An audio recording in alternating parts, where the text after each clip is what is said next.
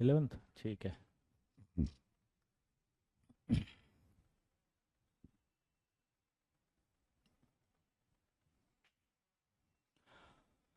Hi hello everyone, कैसे हैं आप लोग? आई होप अच्छे होंगे। Wow, good to see you again. कैसे हैं भाई? कैसे हैं पृथ्वी? कैसे हैं अभिषेक, सृजन, अमरजीत, अभिषेक? ठीक है। चलिए, वाह, वेरी गुड। सब लोग बढ़िया से लग रहे हैं आज तो, स्मार्टी। क्या मेरी आवाज़ आ रही है मेरे दोस्त? मेरे आईटीएन, मेरे सीईओ, मेरे करोड़पति, क्या मेरी आवाज़ आ रही है? जल्दी बताओ। क्या मेरी आवाज़ आ रही है मेरे सीईओ, मेरे करोड़पति? हम्म।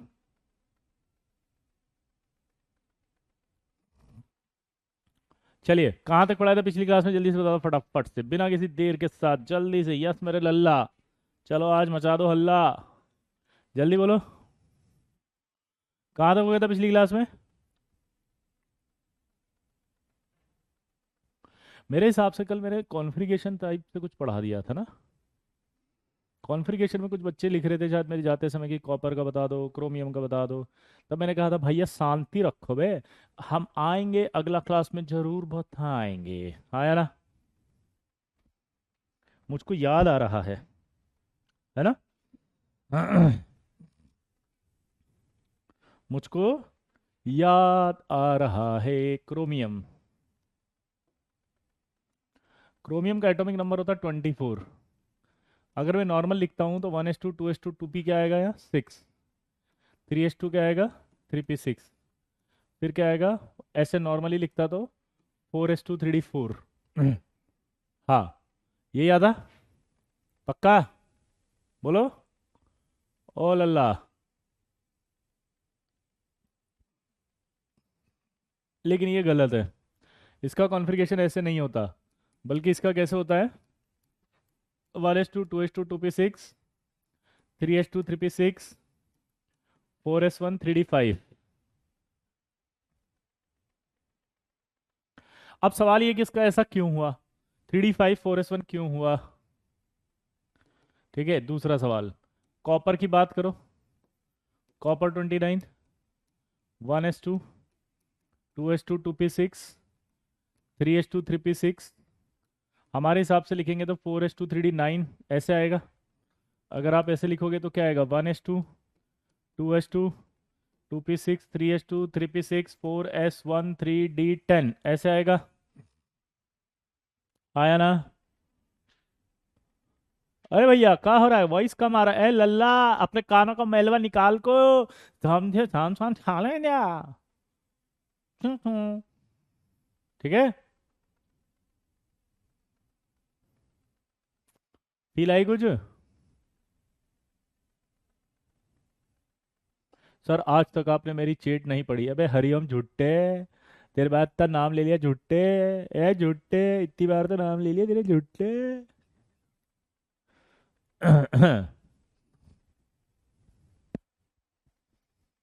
पक्का? तो अब देख सकते हो यहाँ पर क्या होगा ये।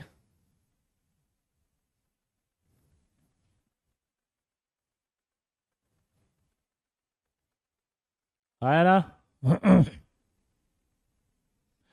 अब मेरा सवाल ये आ रहा है कि भाई ऐसा क्यों हुआ, तो इसका नोट आपको बहुत आसान मिलेगा कि we are half filled and fully field.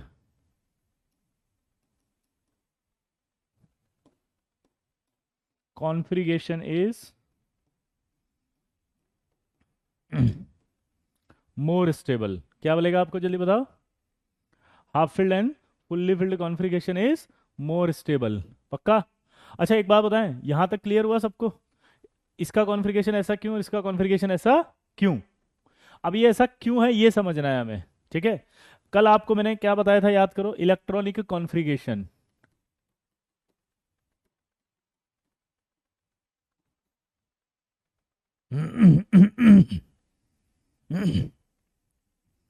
क्या बोले? जल्दी बताओ। Electronic configuration. और अगर इलेक्ट्रॉनिक कॉन्फ़िगरेशन है तो बताओ उस इलेक्ट्रॉनिक कॉन्फ़िगरेशन के अंदर क्या होगा। ये आएगा। सबसे पहले अपन ने इसको बताया था कैसे बनाते हैं, देखो कि SP, ठीक है ना, SP, SP, SDP, SDP, SFDP और SFDP।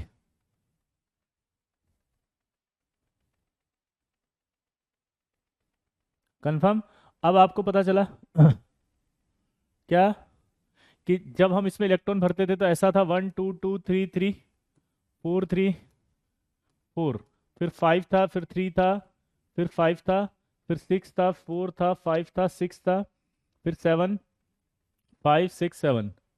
फिर अगर हमें क्रोमियम भरना था, तो क्रोमियम भरना था तो क्या था 24।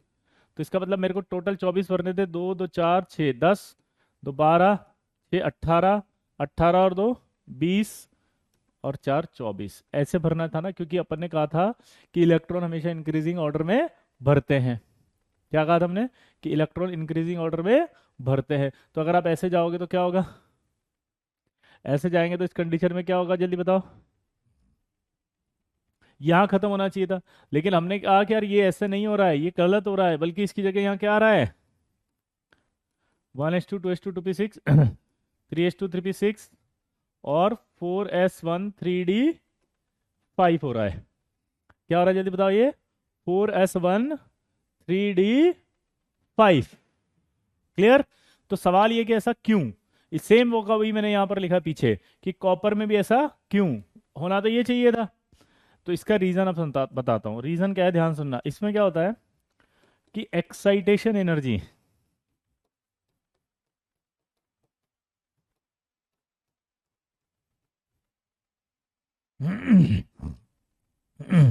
एक्साइटेशन एनर्जी जो होती है वो और एक्सचेंज एनर्जी में, एक्सचेंज एनर्जी ज्यादा होती है।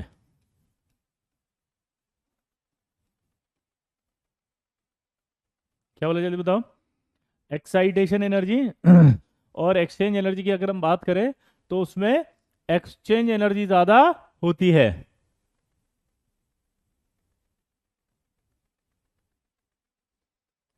ये एक्साइटेशन एनर्जी और एक्सचेंज एनर्जी का लफड़ा क्या है, अब ये समझाओ।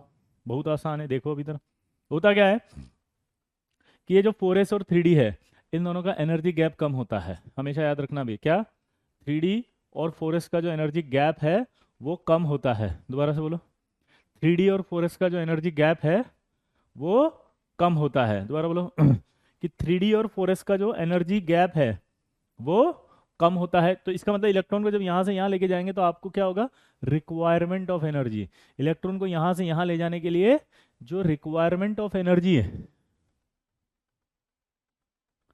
वो बहुत कम चाहिए। इलेक्ट्रॉन को यहाँ से यहाँ उठा के लाने में जो एनर्जी चाहिए थी रिक्वायरमेंट की, वो बहुत कम चाहिए। तो इलेक्ट्रॉन को यहाँ से यहाँ ले जाने में जो एनर्जी की रिक्वायरमेंट होती है उसे एक्साइटेशन एनर्जी कहते हैं। इलेक्ट्रॉन को यहाँ से उठा के यहाँ ले जाने में जिस एनर्जी की जरूरत पड़ती है उसे एक्साइटेशन एनर्जी कहते हैं। दोबारा बोलो, इलेक्ट्रॉन को यहाँ से यहाँ उठा के ले जाने में जिस एनर्जी की जरूरत पड़ती है उसे क्या कहा जाता है, एक्साइटेशन एनर्जी। उसे क्या कहा जाता है, एक्साइटेशन एनर्जी। समझ गए। अब ये यहां आ गया। इसके बाद अब इसमें क्या होगा, एक्सचेंज। अब ये एक्सचेंज क्या होता है वो समझना, ध्यान से सुनना भाई। एक्सचेंज, अगर वो मान लो, क्रोमियम की बात कर रहा हूं मैं, है ना, क्रोमियम में मान लो 3d4 होता 1 2 3 4, 1 2 3 4, ये। तो अगर आप ध्यान से देखो तो इसमें क्या होगा 1 2 3 4 d4 होगा ऐसे,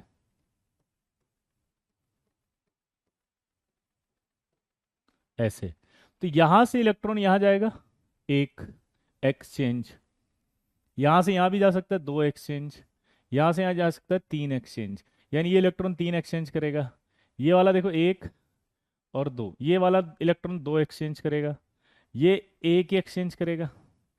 ठीक है, तो इसकी जरूरत ही नहीं है फिर तो टोटल एक्सचेंज अगर पूछूं मैं आपसे तो कितने जाएंगे,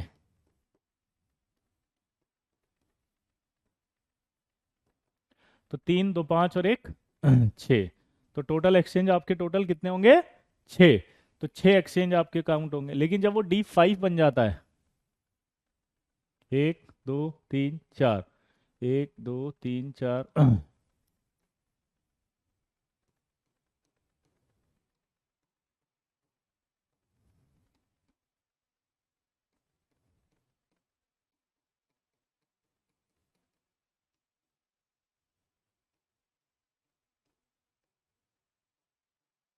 ये, तो ये क्या करेगा? 1 2 3 और 4, ये 1 2 3, ठीक है।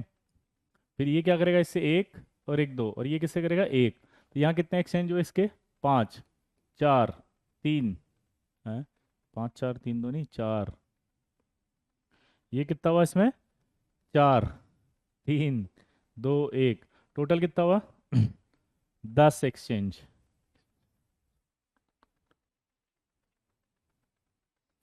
ये 10 एक्सचेंज है। 10 एक्सचेंज अगर हो रहे हैं तो ज़्यादा एनर्जी रिलीज होगी नहीं होगी? अभी एक्सचेंज का मतलब क्या होता है? जैसे मैं यहाँ खड़ा हूँ, मेरे बगल में एक और लड़का खड़ा है, मैं उछल के उसकी जगह आ गया, वो मेरी जगह आ गया, एक एक्सचेंज।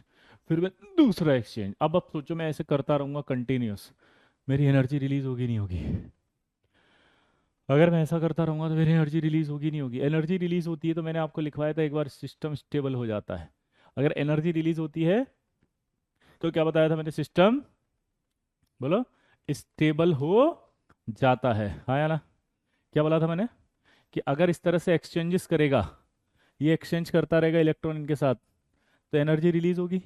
और अगर एनर्जी रिलीज होगी तो स्टेबिलिटी बढ़ेगी। दोबारा से बोलो, अगर एनर्जी रिलीज होगी तो स्टेबिलिटी बढ़ेगी।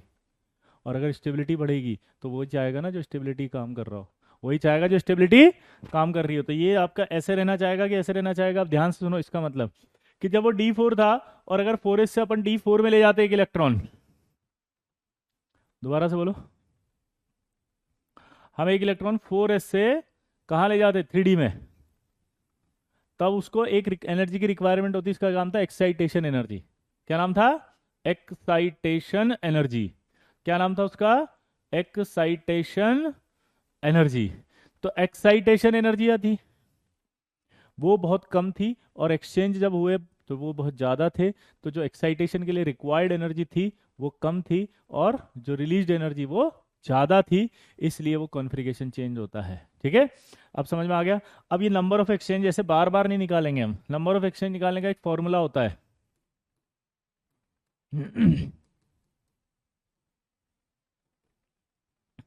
नंबर ऑफ एक्सचेंज, बोलो, निकालने का एक फॉर्मूला होता है।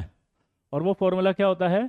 एन n-1/2, जहां n बराबर होता है number of electrons in number of electrons having same spin.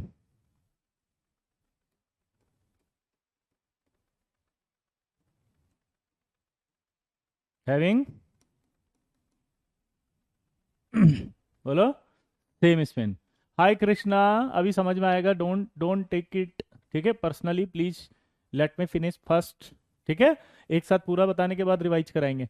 अब सबसे पहले आपको जो है वो बोला उसने कि D5 में एक्सचेंज निकालो, तो आपको D5 में एक्सचेंज निकालने हैं सबसे पहले। 1 3 4 5, ठीक है। अब D5 में आप बताओ ऐसे कितने इलेक्ट्रॉन है जिनका सेम स्पिन है?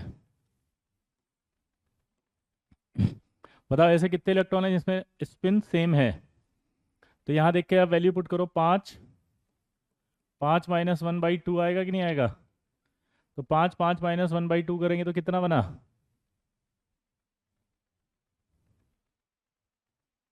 बोलो, 10 आ गया नहीं आ गया? हाँ, 10 आया नहीं आया? अब मज़ेदार बात बताओ, अगर मैं आपसे बोलूँ कि D10 में एक्सचेंज बताओ, तो आप निकाल के बताओ मुझे कैसे निकालोगे और कितना एक्सचेंज आएगा, फटाफट बताओ। 1 2 3 4 5 6 7 8 9 और 10, चलो बताओ। ट्राई करो फटाफट।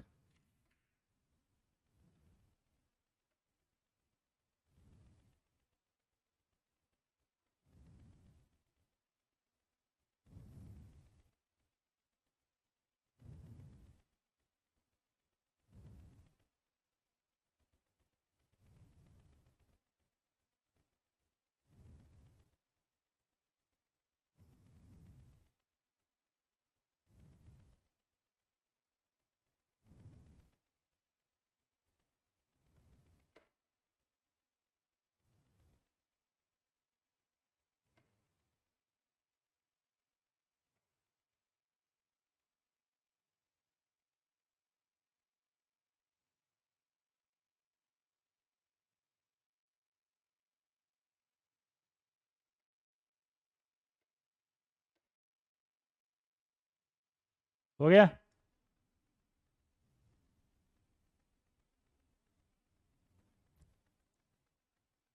कोई बच्चा कह रहा है 45, कोई कह रहा है दिस। अब मैं समझाता हूँ, वापस पीछे आओ।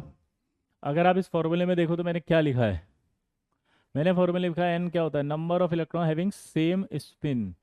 तो सबसे पहले तो यहाँ पर अनपेड इलेक्ट्रॉन नहीं है। मज़ेदार बात आ गया, लोग इसको अनपेड इलेक्ट्रॉन समझते हैं, और अनपेड इलेक्ट्रॉन अगर समझोगे तो एक्सचेंज जीरो नजर आएंगे आप में से, जैसे एक ने लिख भी दिया, देखो ये। तो पहला डाउट तो क्लियर हो गया। क्या डाउट क्लियर हुआ? कि आप एक्सचेंजेस लिख रहे हो तब N is equal to number of unpaired electron नहीं है। फिर से बोलूंगा, बोलो, ये अनपेड इलेक्ट्रॉन नहीं है।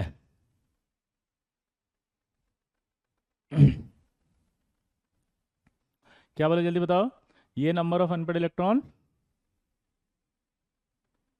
बोलो। हाँ, number of unpaired electron zero नहीं, बल्कि क्या है, number of electron having same spin है।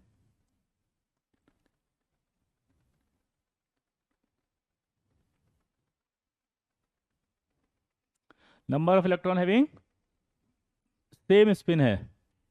क्लियर? तो जब आप इधर आओगे, बोलो, तो आपको पता चलेगा number of unpaired electron having same spin, देखो आप कितने हैं यहाँ पे, चार। तो एन की वैल्यू यहाँ चार आएगी। यहाँ अगर आप देखो number of unpaired electron having same spin कितने हैं, एन। तो सेम स्पिन वाले कितने हैं, ये पांच। अब हमें उसने क्या दिया, D10। तो D10 में ऐसा स्पिन कितने का है, पांच। तो ऐसे स्पिन वालों की वैल्यू पुट करो पहले, तो इनके एक्सचेंज देखो कितने आएंगे।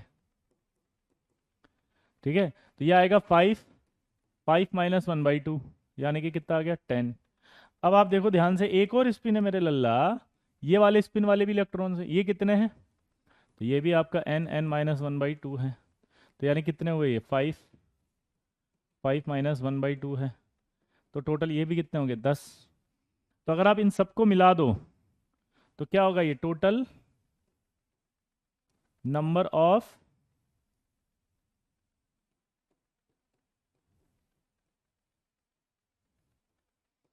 एक्सचेंज 10 + 10 20, क्या होगा जल्दी बताओ। ठीक है, तो कितना एक्सचेंज आएगा, D10 के लिए 20। अब समझ में आया कैसे आया? तो मुझे बताओ, D5 में ज्यादा एक्सचेंज हुए या D10 में, जल्दी बताओ। 45 बार नहीं करेंगे यार, क्या है जबरदस्ती उठपटांग लिख रहे हो, जल्दी बोलो। कितने एक्सचेंज हुए, 20। अब मुझे बताओ कि ये वाले ज्यादा एक्सचेंज करेंगे तो इनमें एनर्जी ज्यादा निकलेगी, या जो D5 है उनमें ज्यादा एनर्जी निकलेगी। D10 कॉन्फ़िगरेशन है उसमें ज्यादा एनर्जी रिलीज होगी, या D5 में।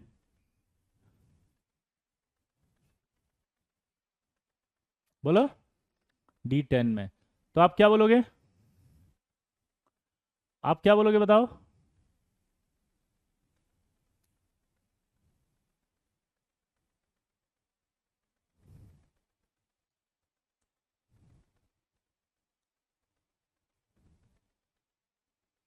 आप ये बोलोगे कि fully filled is more stable than half filled. क्या बोलेंगे बताओ, नोट करके हम, बोलो। Fully filled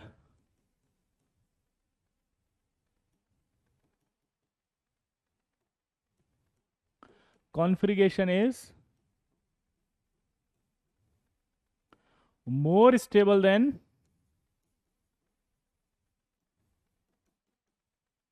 half filled. दोबारा से बोलो, fully filled configuration is more stable than half filled configuration. दोबारा से बोलो, fully filled configuration is more stable then the half filled configuration.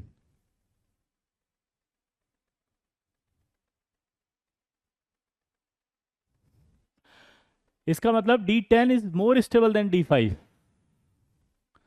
समझिए बात को, D10 is more stable then D5। Fully field में ज्यादा एक्सचेंज होंगे, ज्यादा एनर्जी रिलीज होगी, इसलिए ज्यादा स्टेबल होगा। ठीक है, अब ये सब समझ लिया भैया। बैठो, बिहारी खड़ा हुआ, बोला सर हमका हमका कुछ नहीं समझ आ रहा है। हम बोले क्यों? बोला कौन सा थ्योरी है जो आप हमें पढ़ा रहे हो और क्यों इन 11th क्लास के मासूम बच्चों को बुड़बक बना रहे हो? बिहारी का बोल दिया, कौन सा थ्योरी है जो हमको पढ़ा रहे हो, क्यों इन मासूम बच्चों को बुड़बक बना रहे हो? हमने बोला भाई का हो गया भाई, का इधर फड़फड़ा रहे हो भाई, देंगे कनपटिया पे साले घुमाए के एकदम से गर्दा मत जाएगा कनवा के नीचे, चप। बोला पीट लीजिए, पर डाउट जरूर पूछेंगे, एक बिहारी 100 पे भारी और ये बिहारी भीजे पे भारी, डाउट तो पूछेंगे, पैसा दी है। हम बोले ए बड़ुआ चप, डाउट पूछ। बोला sir half field full field ज्यादा स्टेबल होता है? हम बोले हाँ। तो सर अब आज के बाद जब कार्बन का हम कॉन्फ़िगरेशन पढ़ेंगे तो हम कार्बन को ऐसे लिखेंगे,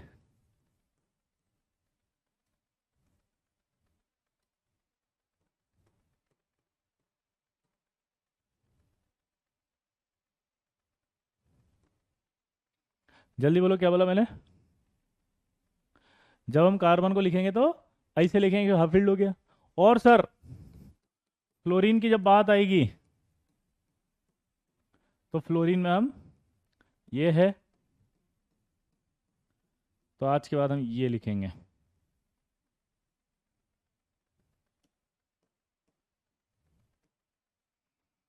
(2s1 2p6). हम बोले का है ये, का है लिखा है? ये हाफ फील्ड है, ये फुल फील्ड है। आप ही तो बोले हाफ फील्ड ज़्यादा स्टेबल हो जाता है, फुल्ली फील्ड भी ज़्यादा स्टेबल हो जाता है। तो आज के बाद हम इसका ऐसे लिखेंगे, इसका ऐसे लिखेंगे सर।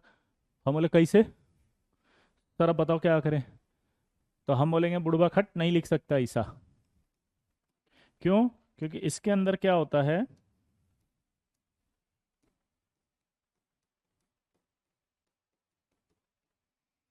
Excitation energy. क्या बोला मैंने? एक्साइटेशन एनर्जी जो होती है वो ज़्यादा होती है किससे?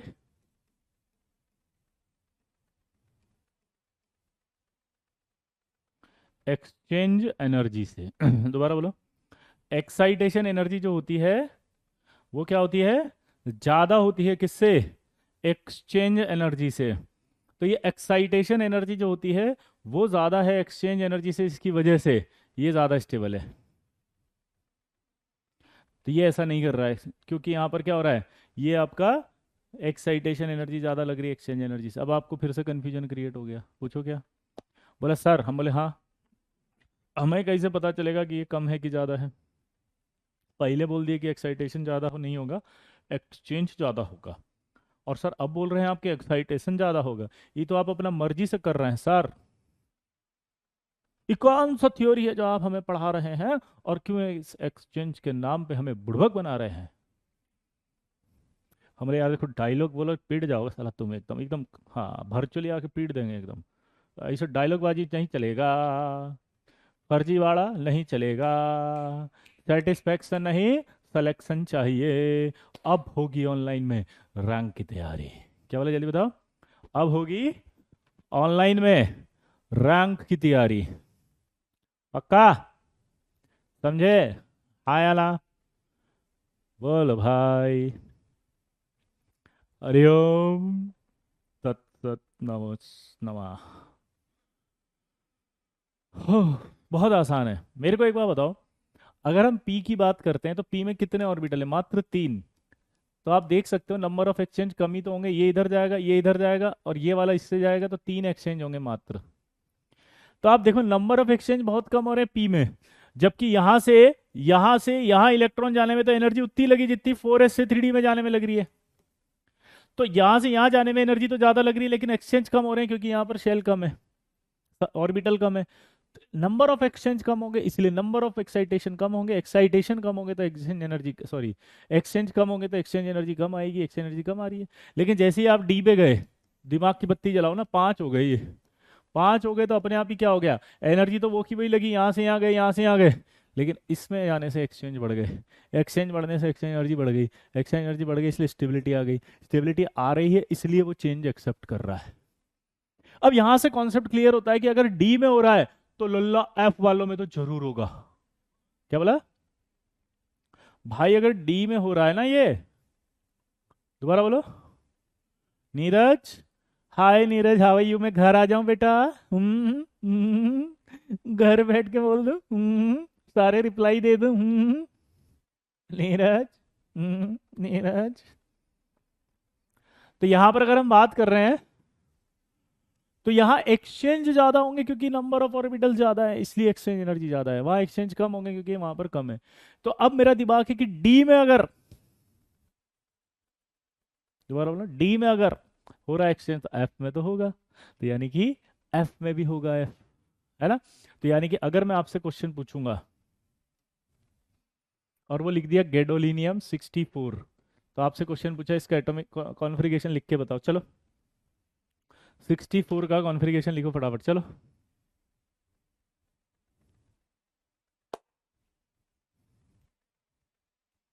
अभी जो कंफ्यूजन है छोड़ दो, अभी सबसे पहले इसका कॉन्फ़िगरेशन लिखो। क्या वाला जल्दी बताओ, मैंने अभी सब छोड़ दो, इसका कॉन्फ़िगरेशन नोट करो बस।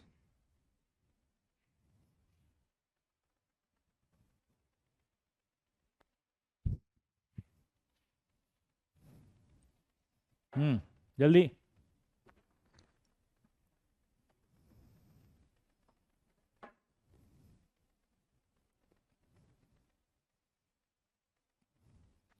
एक्साइटेशन एनर्जी जिनको नहीं पता वो लिखो, required energy for excitation of an electron.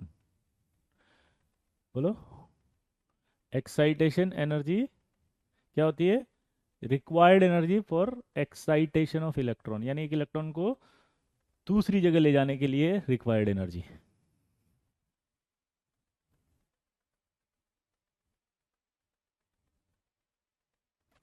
लाल फूल नीला फूल भीजे सर ब्यूटीफुल, गजब का डायलॉग बुलाते हैं लल्ला यार।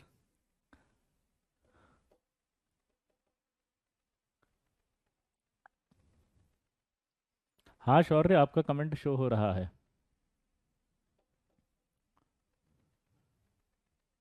Best time table for dummy, wow.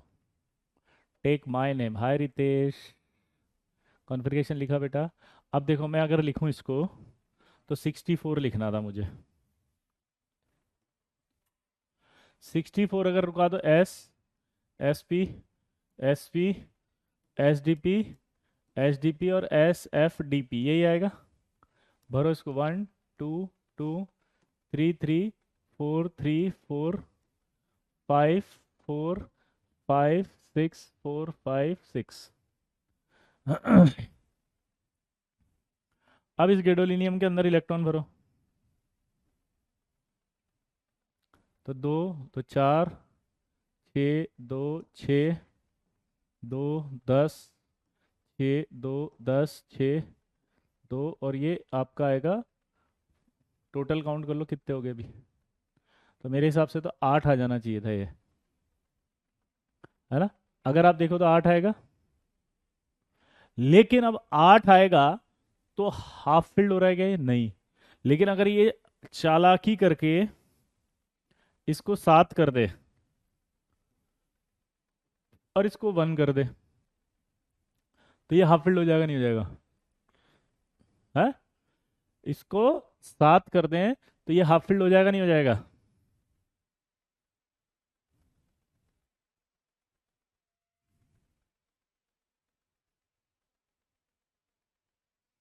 तो इसका मतलब ये गैडोलिनियम एफ ब्लॉक एलिमेंट है, ये हाफ फील्ड रखना चाहेगा क्योंकि हाफ फील्ड ज़्यादा स्टेबल होगा, इसलिए वो अपना एक इलेक्ट्रॉन उठा करके कहाँ भेज दिया? इसमें। और ये 6p की तो कोई जरूरत है ही नहीं हम यहाँ से।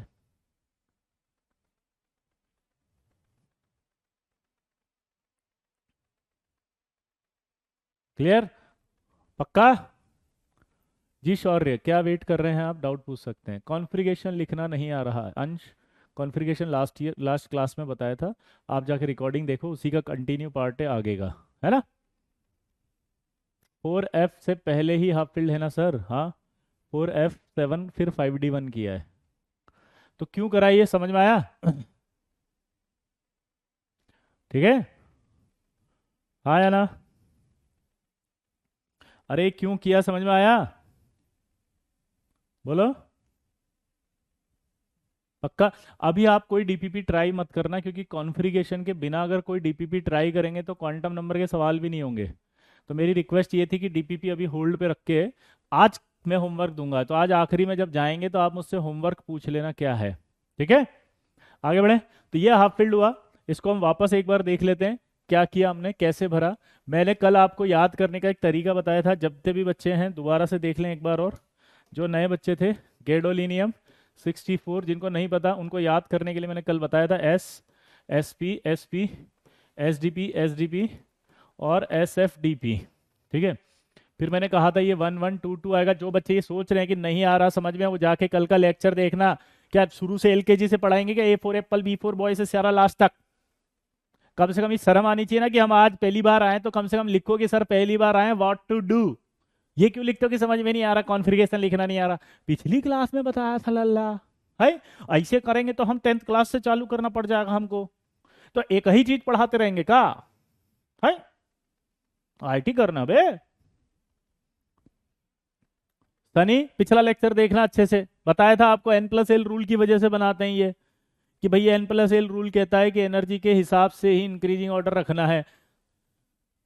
ये फर्स्ट शेल हो गया, सेकंड शेल हो गया, फिर ये 3s और 3p आता है, फिर ये 4s। अब 4s के बाद ये 3d क्यों आया? क्योंकि एनर्जी इसकी ज्यादा है।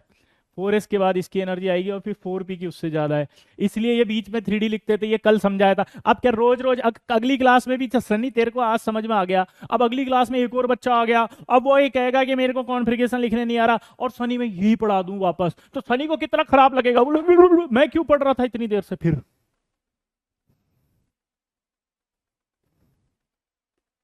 सनी बोलेगा ना कि यार मैं क्यों पढ़ा इतना अच्छे से सर, आप ये तो दोबारा पढ़ा रहे हो, why are you wasting my time. तो ये अपनी गलती को तो समझो बेटा सब लोग, ये मैं कर रहा हूँ ना बात, why are you wasting my time, चुप। हाँ बेटा, सनी आपको समझ में आया बेटा? हम्म, ठीक है, आगे बढ़े। ओके, थैंक यू, वाह। आगे देखना, कक्षा में होने वाले किसी भी प्रकार के वार्तालाप को कृपया व्यक्तिगत ना लें। यह मात्र एक मनोरंजन का साधन है। इससे किसी भी जीवित और मृत व्यक्ति की भावनाओं को अगर आहत पहुंचता है तो चैनल इसके लिए उत्तरदायी नहीं है। वाह। तो ये मैंने कैसे लिखा, अब समझ में आया? अब मैं जब यहाँ 5s लिखता हूँ तो यहाँ 4d, यहाँ 5p आएगा, क्योंकि एनर्जी ऐसी आएगी इसकी N+L के हिसाब से। फिर यहाँ 5 के बाद यहाँ क्या आएगा, 6, 4, फिर 5 और फिर 6। क्लियर? पक्का? अब आपको कितने इलेक्ट्रॉन भरने थे गैडोलिनियम में? 64। तो दो, दो चार, दो छः, दो छः, दो 10, 6 2 10, 6 2 14, सॉरी अब यहाँ मैंने 64 भरने थे, तो लॉजिकली तो मैं 8 भर रहा था, लेकिन इसने 7 भर के डी 1 कर दिया हाफ फिल्ड करने के लिए, इसलिए ऐसा हुआ। ठीक है, अब आपको दो तीन चीजें समझ में आनी चाहिए। पहला, इन एनर्जीज के बारे में पता होना चाहिए, एक्साइटेशन एनर्जी। दूसरा आपको पता होना चाहिए exchange energy.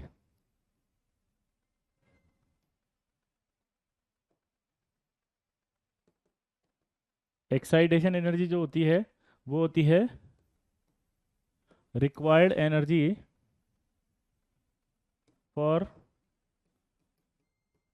Excitation of an electron. ये होती है रिलीज्ड एनर्जी। क्या होती है ये? Released energy from exchanges of exchanges of electron. Release energy from exchange of electron. तो इलेक्ट्रॉन के एक्सचेंज से जो एनर्जी रिलीज होती है उसे क्या कहा जाता है? Release energy. और हमेशा एक कॉन्सेप्ट होता है, कॉन्सेप्ट ऑफ स्टेबिलिटी। ये हमेशा याद रख लेना। क्या? कि रिलीज एनर्जी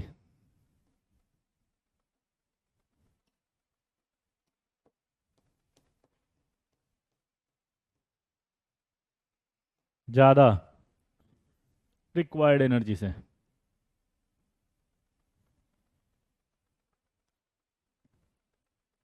ये हमेशा स्टेबिलिटी का कॉन्सेप्ट है, हमेशा याद रखेंगे आप। क्या बोला मैंने? ये कॉन्सेप्ट आपके दिमाग में रात में भी बैठा होना चाहिए कि स्टेबिलिटी कब आती है, जब एनर्जी रिलीज होती है बस। अगर कोई एनर्जी अब्जॉर्ब कर रहा है तो वो कम स्टेबल है। दोबारा से बोलो, स्टेबिलिटी कब आएगी? जब एनर्जी रिलीज होगी। दोबारा बोलो, स्टेबिलिटी कब आएगी? जब एनर्जी रिलीज होगी। दोबारा बोलो, ठीक है? ठीक है, हाँ या ना? अब एक्साइटेशन एनर्जी कैसे कैलकुलेट करते हैं? नहीं कर सकते कैलकुलेट। इसका मतलब ये होता है कि जब भी लो एनर्जी से हाई एनर्जी में कोई जा रहा है तो इलेक्ट्रॉन एक्साइट करता है। ये यहाँ से जब यहाँ जा रहा है तो इलेक्ट्रॉन एक्साइट करता है। हमेशा कॉन्सेप्ट याद रखना, कैलकुलेशन नहीं होती है। क्या होता है बताओ?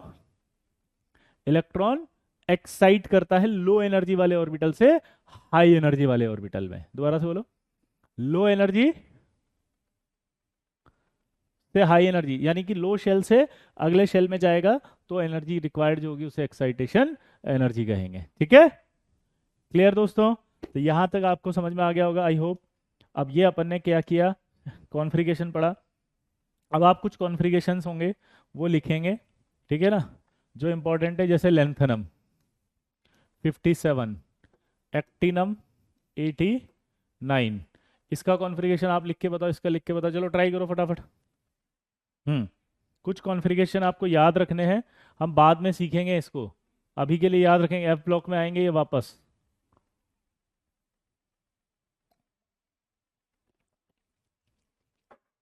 हिमोनिश, मैंने क्या कहा? एक्साइटेशन नहीं पता चलती एनर्जी, आपको समझनी पड़ती है बस कि लो एनर्जी वाले ऑर्बिटल से जब हाई एनर्जी वाले ऑर्बिटल में जाते हैं तो उस एनर्जी का नाम अपने आप ही एक्साइटेशन होती है।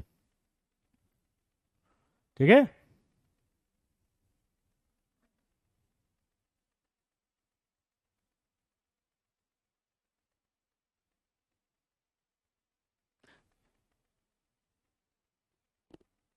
अब जल्दी से निकाल के बताइए।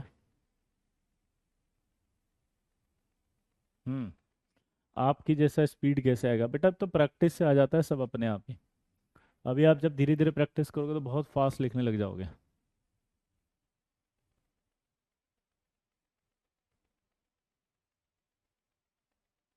हम्म अब देखो, अगर मैं इसको नॉर्मल भरता हूँ लेंथनम को, तो लेंथनम को अगर मैं नॉर्मल भरूँ तो ये क्या आएगा? 1s2, 2s2, 2p6, ठीक है, 1s2, 2s2, 2p6, 3s2, 3p6, 4s2, 3d10, 4p6, 5s2, 4d10, 5s2, 4d10, 5p6।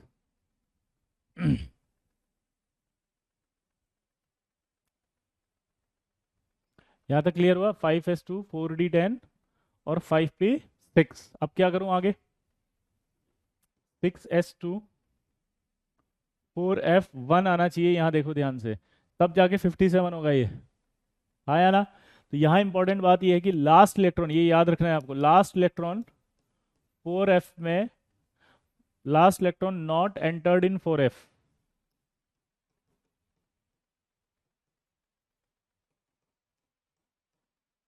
4f, ठीक है,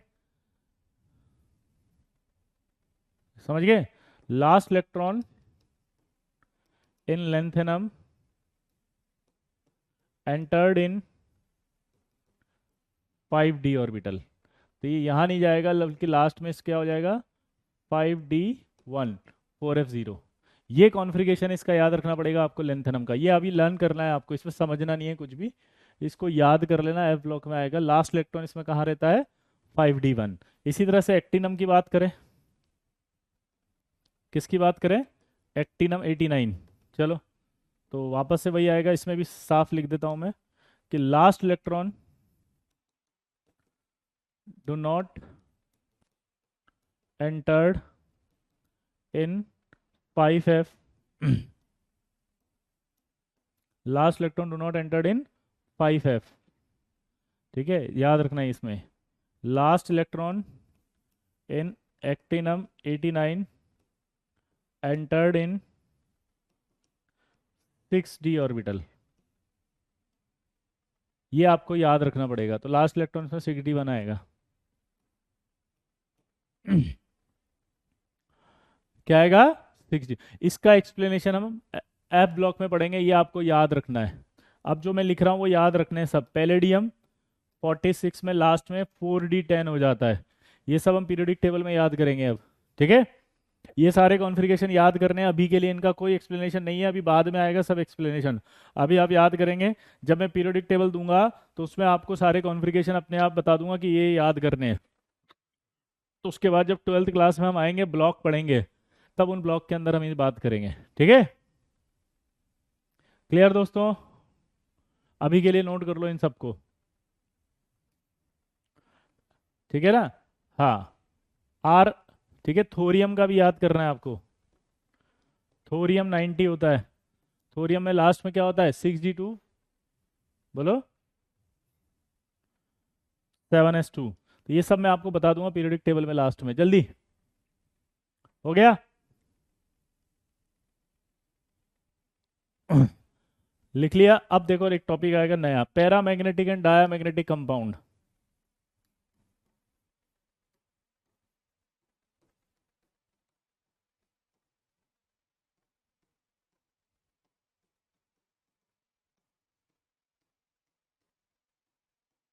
पैरामैग्नेटिक क्या होते हैं समझना जरा। जैसे ये मैग्नेटिक लाइंस है,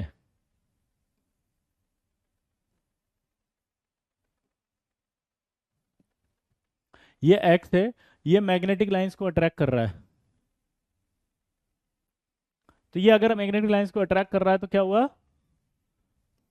वाई जो होगा वो ये मैग्नेटिक लाइंस को रिपल कर रहा है। तो दिमाग की बत्ती जलेगी सबसे पहले, पता है क्या? जो मैग्नेटिक लाइंस को अट्रैक्ट करता है उसे क्या कहा जाता है? Paramagnetic compound.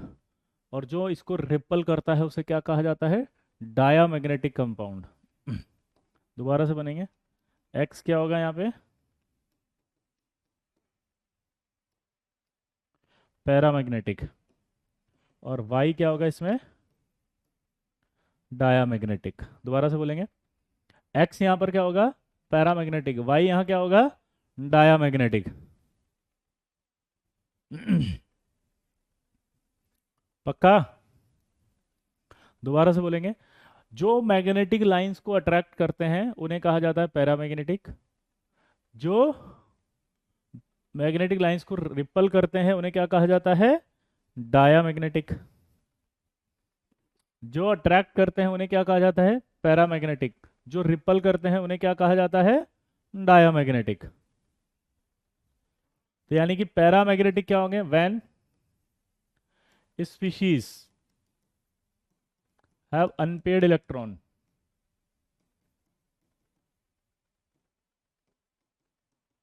अब इस अनपेड इलेक्ट्रॉन को हम शॉर्ट में लिखेंगे UPE. Then it is paramagnetic. तो अब आप कैसे निकालेंगे कोई कंपाउंड या स्पीशीज पैरामैग्नेटिक है तो? बे एक्स और कैसे नमूने कहाँ से आते हैं? सॉरी, साक्षी, हाय साक्षी। एक्स और वाई एक तरह से हमने कोई कंपाउंड को रिप्रेजेंट किया है कि भाई कोई भी एक कंपाउंड जो यहाँ रखा होगा दैट इज एक्स, वो क्या हो जाएंगे? पैरामैग्नेटिक, जो अट्रैक्ट कर रहे होंगे। वाई जो रिपल कर रहे होंगे। ठीक है, एक्स और वाई मतलब कोई भी स्पीशीज, एटम हो सकता है, आयन हो सकता है, मॉलिक्यूल हो सकता है, या कंपाउंड हो सकता है। ठीक है।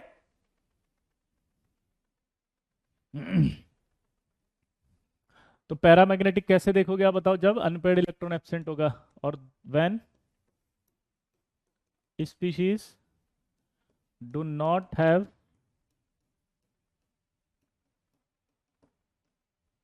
unpaired electron, then it is diamagnetic। ठीक है, सिंपल फंडा है। क्या बोला मैंने? अगर कोई अनपेड इलेक्ट्रॉन है तो उस कंडीशन में वो क्या होगा? पैरामैग्नेटिक। और अगर अनपेड इलेक्ट्रॉन नहीं है तो क्या हो जाएगा? वो डायामैग्नेटिक। ठीक है, आया ना? अब आपसे क्वेश्चन पूछेगा एक।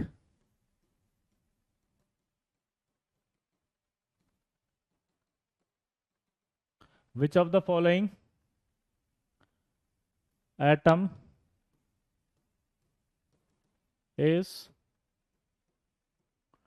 पैरामैग्नेटिक? पहला,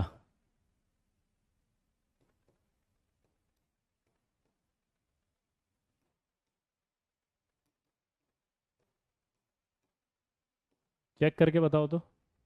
इनके एटॉमिक नंबर मैं दे देता हूँ, 24, 30 और 10। ट्राई करो। कंडीशन फिर से बोल रहा हूँ वापस से। पैरामैग्नेटिक क्या? जिसके पास अनपेड इलेक्ट्रॉन होंगे पैरा, जिसके पास अनपेड नहीं होंगे वो डाया।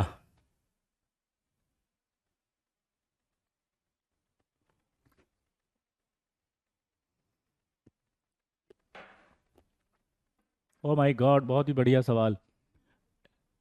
एक बच्चा पूछ रहा है अनपेड इलेक्ट्रॉन किसे बोलते हैं, तो वो भी समझा देता हूँ। चलो पहले ट्राई कर लो, फिर बताता हूँ इस सवाल में देख के। जीबी सर की तबीयत खराब हो गई है बेटा। हाँ, गला खराब हो गया।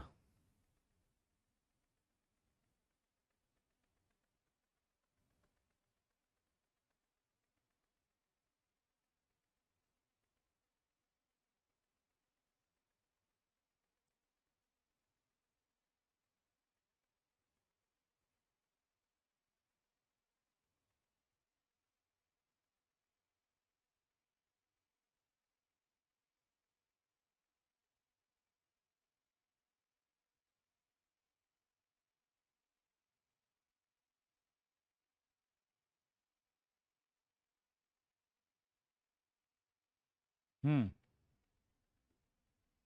आगे बढ़े। अब अनपेड इलेक्ट्रॉन कैसे देखते हैं, ध्यान से सुनना। जैसे ये एस ऑर्बिटल होता है, इसमें मैक्सिमम कितने इलेक्ट्रॉन भरते हैं? दो। मैक्सिमम कितने? दो। अगर यहाँ पर एक भरा हुआ है, तो उस एक इलेक्ट्रॉन है तो उसको कहा जाएगा अनपेड। पी है, पी में कितने भर सकते हैं? छः। तो अगर ये जैसे एक अकेला ही है तो क्या होगा? अनपेड। ये भी अकेला है इसमें तो अनपेड। इसमें अकेला है तो भी ये अनपेड। कितने अनपेड इलेक्ट्रॉन बोलोगे इसको आप? तीन अनपेड इलेक्ट्रॉन्स। अगर मैं इसको ऐसे भर दूं तो आप बोलोगे कितने अनपेड इलेक्ट्रॉन होंगे? बताओ। दो अनपेड इलेक्ट्रॉन। अगर मैं ऐसे भर दिया इसको, कितने अनपेड इलेक्ट्रॉन हो गए? एक अनपेड इलेक्ट्रॉन। अगर ये पूरा भर गया तो आप क्या बोलोगे? Unpaid electron zero. डी वाले की बात करो। अनपेड इलेक्ट्रॉन देखो एक, यहां पर देखो। यहां से हम जब जा रहे हैं उधर तो कितने अनपेड हो गए? पांच। लेकिन अगर इसको ऐसे भरते तो कितना होता है? चार। ऐसे भरते तो, ऐसे भरते तो, समझ में आ रहा है अनपेड इलेक्ट्रॉन? तो जब मैंने क्रोमियम का कॉन्फ़िगरेशन लिखा तो क्रोमियम का मुझे याद आया, अभी अभी बताया था सर ने, 3d5 4s1। यानी इसमें कितने अनपेड इलेक्ट्रॉन हुए?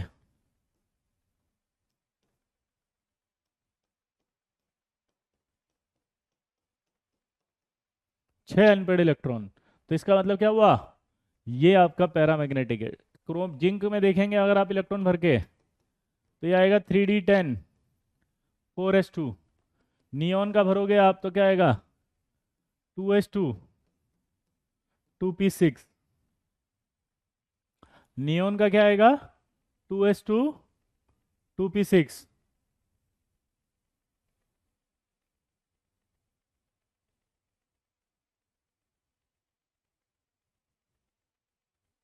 किसमें 5 लिख दिया? 6 होगा।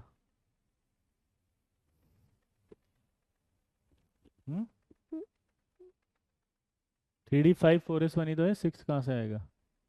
क्रोमियम का अभी तो बताया। हम्म, कहाँ दिक्कत आ गई? क्या बोल रहे हैं ये लोग? देव क्या लिख रहे हो तुम? क्रोमियम का अभी तो बताया था 3d5 4s1 हो जाता है।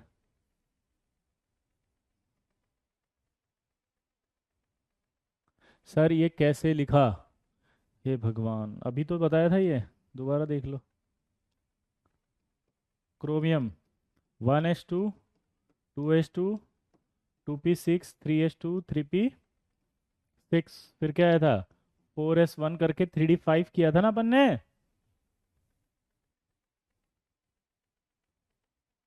तो 4s1 3d5 ही तो किया है। बोलो। अभी ठीक है? ओ मेरे दोस्त, मेरे आई10, मेरे सीईओ, मेरे करोड़पति बोलना भाई। अभी ठीक है। तो अनपेड इलेक्ट्रॉन है कि नहीं है? है। अब आपको मैं कॉन्फ़िगरेशन लिखना सिखा रहा हूं ऑफ आयंस। ठीक है। तो कॉन्फ़िगरेशन ऑफ आयंस में क्या करते हैं देखो। जैसे मुझसे कहा Na+ का कॉन्फ़िगरेशन लिखो। क्या बोला उसने? Na+ का कॉन्फ़िगरेशन लिखो। अब Na+ का कॉन्फ़िगरेशन लिखना है तो पहले सोडियम का लिखना पड़ेगा। हमेशा फर्स्ट स्टेप होगा एटम का लिखो। 1s2 2s2 2p6 3s1। अब यहां पर आप देखो, सबसे पहले Na का लिखा जाता है, फिर Na+ बनाना है तो आउटर शेल से इलेक्ट्रॉन निकाल दो तो कैटायन बन जाएगा। तो ये Na+ का कहलाएगा कॉन्फ़िगरेशन। ठीक है। अगर मान लो मुझे Cl- का दिया तो मैं पहले Cl का लिखूंगा। 1s2 2s2 2p6 1s2 2s2 2p6 3s2 3p5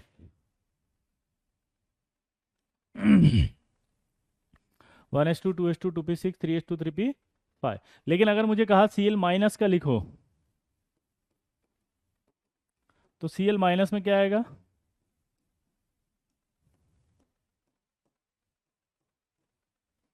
एक ऐड कर देंगे 3p6 आ जाएगा। क्या आ जाएगा? हाँ या ना? क्लियर? तो ये आ गया। अब इसमें से आपको क्या कहा? मैंने कैटायन का कॉन्फ़िगरेशन बता दिया था क्या? अंशित आप पूरा डिटेल में लिखोगे तो मैं आपको एक्सप्लेन कर दूंगा एक बार, है ना। What is the problem, major problem क्या आ रही है बेसिकली। अगर आप पूरा डिटेल लिखो, थोड़ा सा डिटेल लिख दो, आई रिक्वेस्ट यू, है ना अंशित। हम्म। अब आपको डी ब्लॉक का दिया उसने, मान लो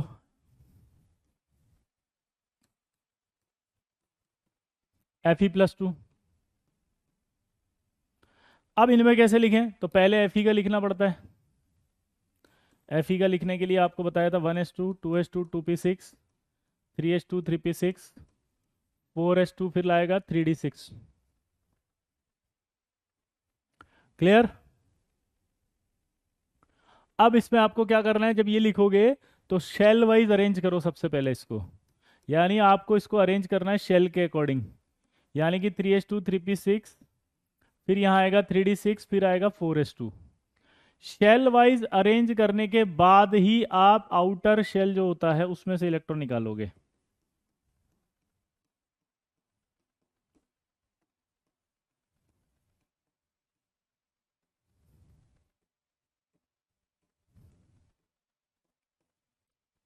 यहां से इलेक्ट्रॉन निकालोगे तो ये 3d6 आएगा।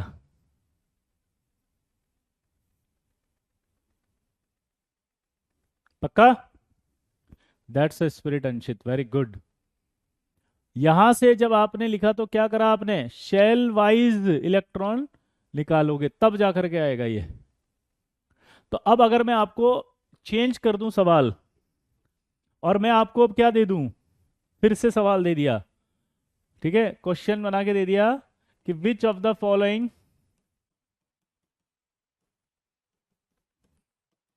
कैटायन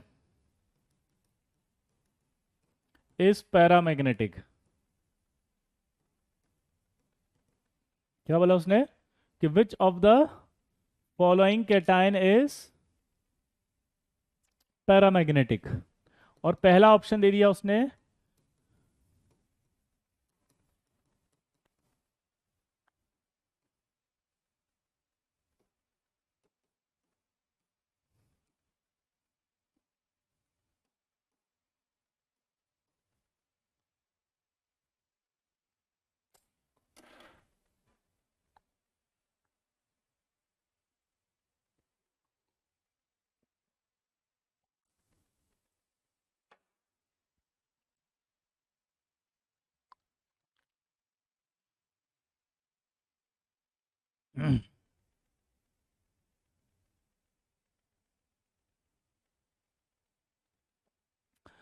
कौन है ये? नमूने ही है क्या तुम लोग? ये अरेंज करना नहीं होता शेल वाइज? ये थर्ड शेल है, ये फोर्थ शेल है, तो फोर्थ को बाहर लिखा। कैसे नमूने आते हैं, कहाँ कहाँ से आते हैं, कैसे तेजस्वी लोग हैं ये, कहाँ से आते हैं ऐसे लोग। आपको ये नहीं समझ में आ रहा कि यहाँ +2 है, +2 का मतलब 2 इलेक्ट्रॉन निकालोगे तो कहाँ से निकालोगे, जो सबसे आखिरी वाला होगा वहां से निकलेंगे, तो 4s क्या हो जाएगा, 0। कितने तेजस्वी लोग हैं ये, कहाँ से आते हैं लोग। अभी समझ में आया बेटा आप लोगों को। मैं सबका एटॉमिक नंबर भी दे देता हूँ, है ना। ठीक है, इनका एटॉमिक नंबर भी लिख लो। इसका 21 होगा, इसका 28 होगा, इसका 29 होगा। ठीक है, नोट करो बेटा।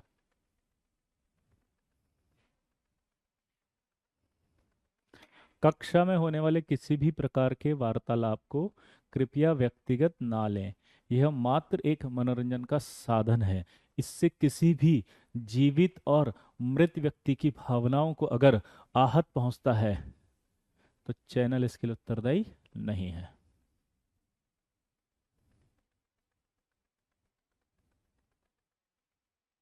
आपको कॉन्फ़िगरेशन लिखना सीखना पड़ेगा, नहीं तो ये सब सवाल अटक जाएंगे ऐसे।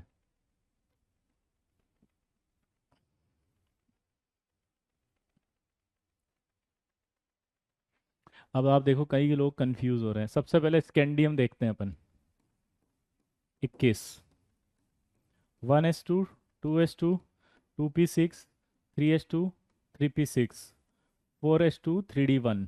फिर मैंने क्या कहा था, इसको शेल वाइज अरेंज करो। जिन बच्चों को शेल वाइज समझ में नहीं आता, मतलब है थर्ड शेल के बाद थर्ड शेल वाला लिखो 3d, और फिर फोर्थ वाला लिखो 4। अब वो ये कह रहा है कि आपको स्कैंडियम +3 करना है यहाँ। तो आप यार +3 करके देखो ना, कहाँ है +3। +3 का मतलब 3 इलेक्ट्रॉन निकालने हैं आपको, तो ये तीनों निकलेंगे यहाँ से। तो ये 6 रह गए। अब 6 रह गए तो यहाँ पर एक भी अनपेड इलेक्ट्रॉन नहीं है। ये तो डाया मैग्नेटिक हो गया।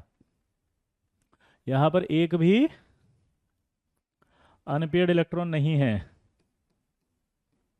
तो ये तो डाया मैग्नेटिक हो गया। एक भी अनपेड इलेक्ट्रॉन नहीं है, तो क्या है ये, डाया मैग्नेटिक। अब देखो निकल वाले पे देखते हैं।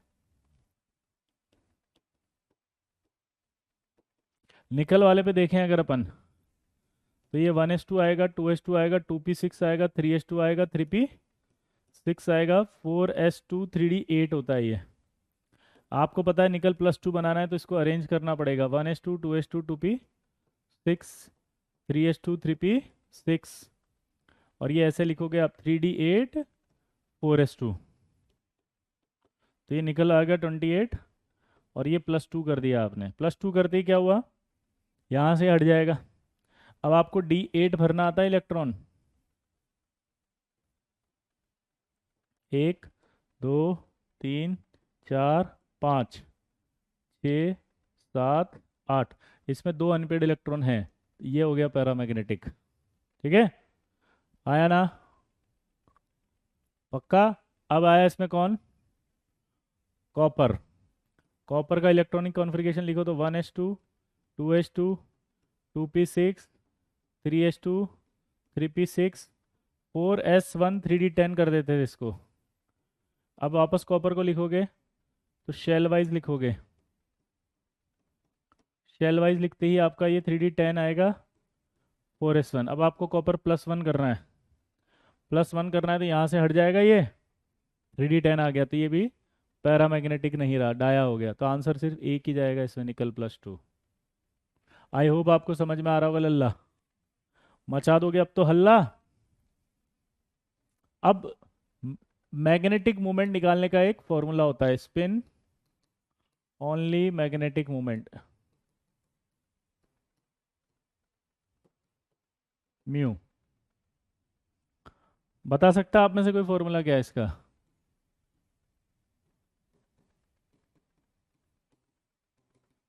क्या ये सही लिखा क्या मैंने, √n n+2।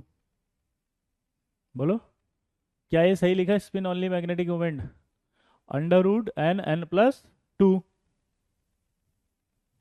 अरे लल्ला, बोल दो रे, मचा दोगे हल्ला, हर एक गली मोहल्ला, जल्दी बताओ,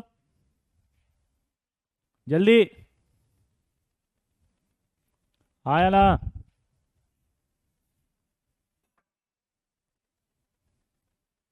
कौन है ये प्रकाश। प्रकाश अभी सबसे पहले क्लास स्टार्ट करी थी ना, तब हमने बताया था इसका कॉपर का कॉन्फ़िगरेशन, है ना, उसमें 4s1 आया था। I think you joined late. Yes Prakash, you join late. आप स्टार्टिंग से देखना, कॉपर और क्रोमियम दो के कॉन्फ़िगरेशन सिखाए थे अभी, है ना प्रकाश। बी एम यूनिट होती है बोर मैग्नेटॉन, और एन बराबर यहां पर होता है नंबर ऑफ अनपेड इलेक्ट्रॉन।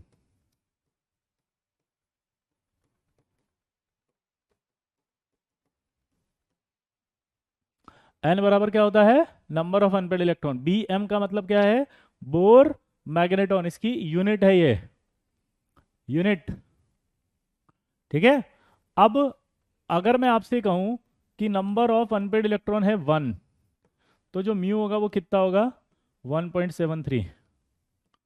2 है तो 2, 3 है तो 3.80, 4 है तो 4.90, 5 है तो 5.90।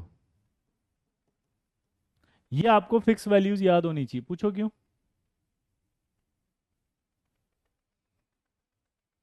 क्योंकि अगर आपको मैंने मैग्नेटिक मोमेंट दे दिया तो इसका जो फर्स्ट लेटर होगा वो हमेशा ही अनपेड इलेक्ट्रॉन को बताएगा, चाहे कुछ भी हो जाए। बी एम किस चिड़िया का नाम है बेटा, बोर मैग्नेटोन होता है, फिजिक्स में इसकी यूनिट आपको बताई जाएगी। मैग्नेटिक मोमेंट की यूनिट होती है ये, है ना, बी एम, बोर मैग्नेटोन युग। आई होप समझ में आ गए होंगे। रूट में एच है क्या, एच कहाँ है, एन ही तो है, एन एन प्लस 2। ये एच नहीं है, ये एन है। ठीक है, अब इधर देखो।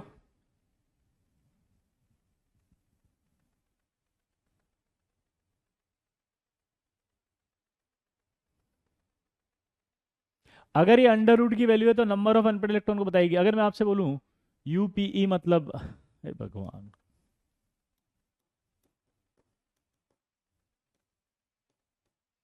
अगर मैं आपसे बोलूं कि किसी स्पीशीज के अंदर, अगर मैं आपको बोलूं कि किसी स्पीशीज के अंदर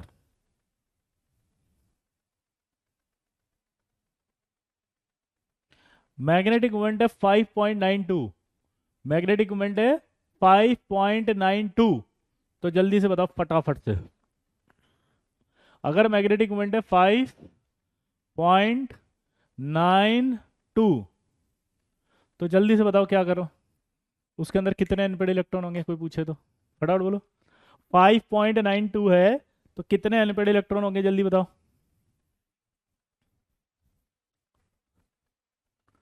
5.92 है तो बताओ कितने, 5। अरे वाह, वेरी गुड। अगर मैं बोलूं कि 4.92 था तो कितने अनपेड इलेक्ट्रॉन होंगे। आपको कभी भी ये राउंड फिगर, इससे कोई भी राउंड फिगर नहीं करना है, इसी को चलने देना है।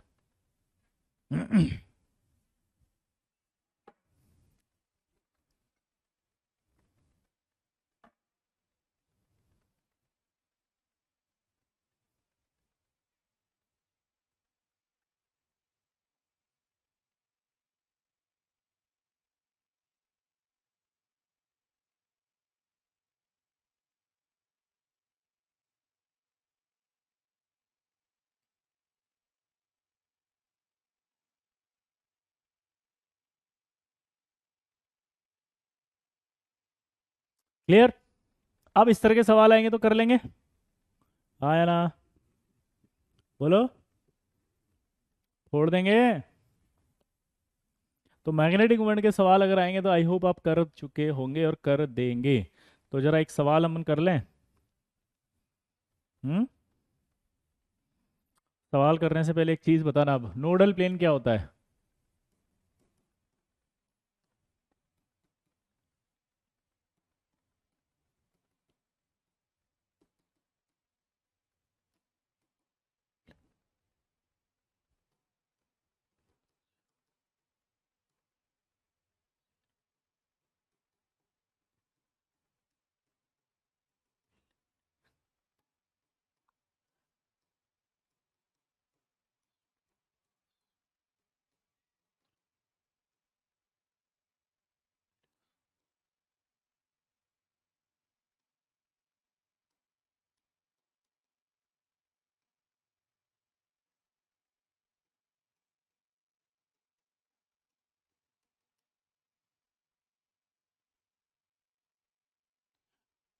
नोडल प्लेन किसे कहते हैं, जल्दी बताओ।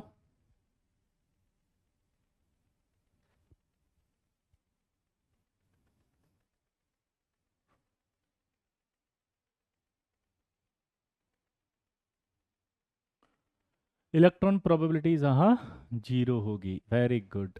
जहाँ इलेक्ट्रॉन प्रोबेबिलिटी जीरो होगी उस प्लेन को कहा जाएगा नोडल प्लेन। अगर मैं आपसे ये बात कहूँ कि ये आपका एस ऑर्बिटल है, अब इस ऑर्बिटल में तो इलेक्ट्रॉन जो हैं चारों तरफ ही हैं। एस ऑर्बिटल में इलेक्ट्रॉन जो होता है वो चारों तरफ होता है, ये न्यूक्लियस है। तो इसकी इलेक्ट्रॉन प्रोबेबिलिटी चारों तरफ होगी, हर जगह इलेक्ट्रॉन है, तो कोई भी एक प्लेन पास करो न्यूक्लियस से कट करते हुए, ऐसे न्यूक्लियस से पास होना चाहिए वो। क्या वहां पर कोई भी, जब आप ऐसे पास करोगे तो वहां पर कोई भी, बोलो, जब आप ऐसे पास करोगे तो वहां पर कोई भी, दिमाग की बत्ती जलाओ, ऐसा प्लेन होगा जहां इलेक्ट्रॉन प्रोबेबिलिटी ना हो? नहीं होगा, सब जगह इलेक्ट्रॉन आएंगे। तो सब जगह इलेक्ट्रॉन आएंगे तो आप इसका नोडल पेन क्या बोल दोगे? जीरो। आप इसमें नोडल पेन क्या बोलोगे? जीरो। पक्का? अब अगर मैं बात करूं पी ऑर्बिटल्स की, तो आपको पहले पता होना चाहिए पी ऑर्बिटल होता क्या है। पी में अपन ऐसे बनाते थे, याद है? तीन डब्बे, एक दो तीन, और फिर लिखते थे पी एक्स है, पी वाई है, पी जेड है। तो जो पी एक्स होता है ना, वो ऐसे होता है एक्स एक्सिस पे, ये न्यूक्लियस है, और इसकी इलेक्ट्रॉन की प्रोबेबिलिटी कहाँ होती है? एक्स एक्सिस पे होती है। अब मुझे बताओ कि इसकी सारी इलेक्ट्रॉन डेंसिटी किस एक्सिस पर है?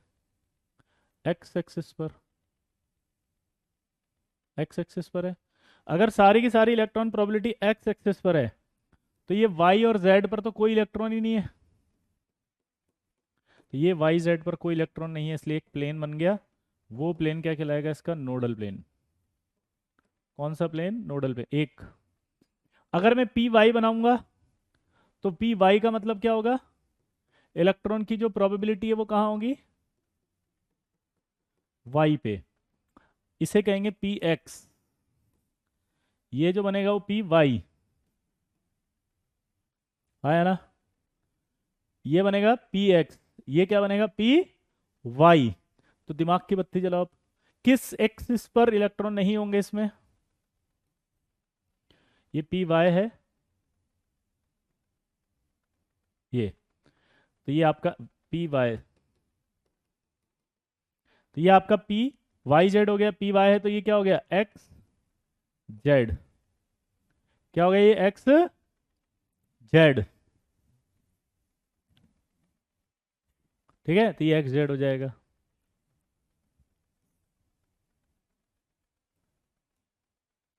और अगर मान लीजिए मैं ये जेड बनाता हूं, तो आप बताओ इलेक्ट्रॉन की प्रोबेबिलिटी कहाँ होगी?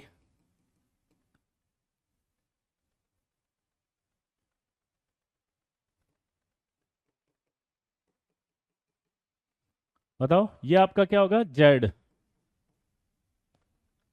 अगर यहाँ जेड होगा तो क्या होगा? तो ये आएगा, जेड है तो एक्स वाई, तो इसका मतलब इसके अंदर भी नोडल पिन कितना हो गया? वन। कौन सा हुआ? X Z.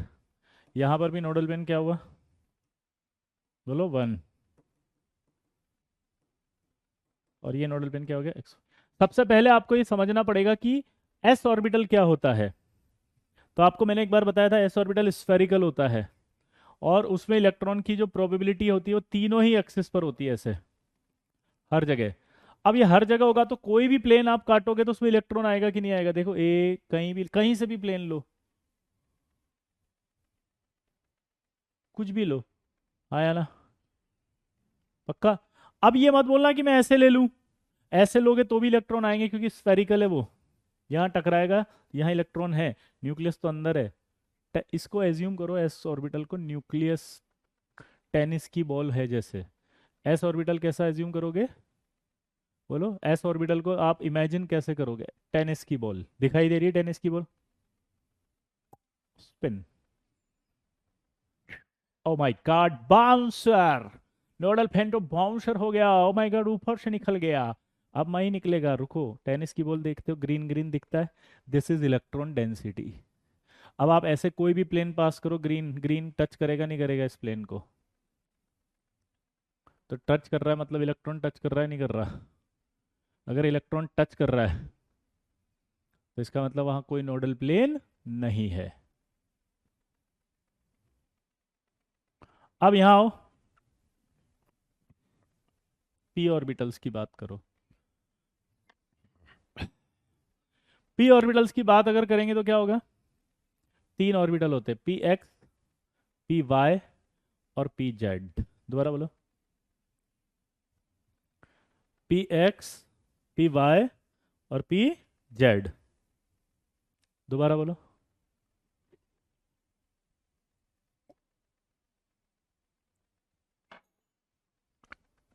अब ये पी एक्स ऑर्बिटल का मतलब क्या है? पी एक्स ऑर्बिटल का मतलब है कि इलेक्ट्रॉन डेंसिटी एक्स एक्सिस पर ही रहेगी। दोबारा बोलो, इलेक्ट्रॉन डेंसिटी एक्स एक्सिस पर रहेगी। अगर एक्स एक्सिस पर रहेगी तो वाई और जेड पर तो इलेक्ट्रॉन डेंसिटी नहीं है, और वो न्यूक्लियस से पास भी हो रहे हैं। तो इसका मतलब एक नोडल पेन बनेगा, नहीं बनेगा, वाई जेड वाला। तो आपसे क्वेश्चन पूछेगा पी एक्स का नोडल पेन कौन सा है? Y Z. पी एक्स का नोडल पेन वाई जेड। इधर आओ, एक्स जेड कैसे? पी वाई अगर होगा तो इलेक्ट्रॉन की डेंसिटी कहाँ होगी? वाई पर होगी। दोबारा बोलो, पी वाई है तो वाई की इलेक्ट्रॉन डेंसिटी वाई पर होगी। वाई पर होगी तो कहाँ नहीं होगी? दोबारा बताओ, कहाँ नहीं है इलेक्ट्रॉन की डेंसिटी? एक्स और जेड पर। दिमाग की बत्ती नहीं जली अभी तक कि अगर मैं यहाँ वाई लिख रहा हूँ तो पक्का नोडल पेन एक्स जेड है, मैं यहाँ जेड लिख रहा हूँ तो पक्का नोडल पेन कौन है? एक्स वाई है, क्योंकि जेड है तो जेड पर इलेक्ट्रॉन डेंसिटी होगी, एक्स वाई पर नहीं होगी। आया ना? अब हमारे पास डी ऑर्बिटल्स होते हैं। वो 5 ऑर्बिटल होते हैं, देखो। पहला ऑर्बिटल होता है ये, जिसे हम कहते हैं एक्स वाई। दूसरा ऑर्बिटल होता है ये, जिसे हम कहते हैं वाई जेड। तीसरा ऑर्बिटल होता है एक्स जेड। ये तीन ऑर्बिटल तो हो गए D X Y, D Y Z, D Z X. इन्हें कहा जाता है नॉन एक्सियल, क्योंकि इसमें इलेक्ट्रॉन की जो प्रोबेबिलिटी है वो लोब्स में है, और ये जो लोब्स हैं वो एक्सिस के बीच में है। अब ये जो लोब्स हैं वो एक्सिस के बीच में है अगर सोचो, तो इसका मतलब इलेक्ट्रॉन एक्सिस पर नहीं है। इलेक्ट्रॉन अगर एक्सिस पर नहीं है तो फिर क्या होंगे? ये नॉन एक्सियल। फिर ये दो जो होते हैं वो एक्सियल होते हैं, देखो कैसे वाले।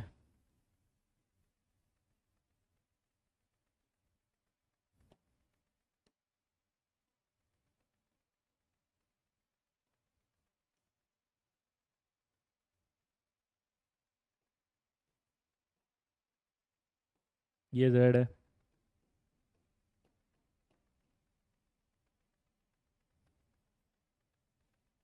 ये डी जेड स्क्वायर हो गया। तो ये आपका एक्सियल कहलाएंगे। क्यों कहलाएंगे एक्सियल? ये दोनों क्या कहलाएंगे? एक्सियल। क्यों? क्योंकि इनमें इलेक्ट्रॉन की डेंसिटी कहाँ है? एक्सिस पे है।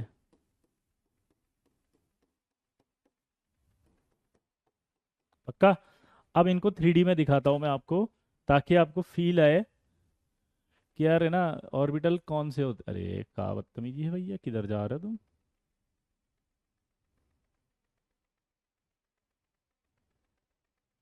ये देखो आप, वाह, कितने सुंदर लग रहे हैं ना, बिंदास। हम्म।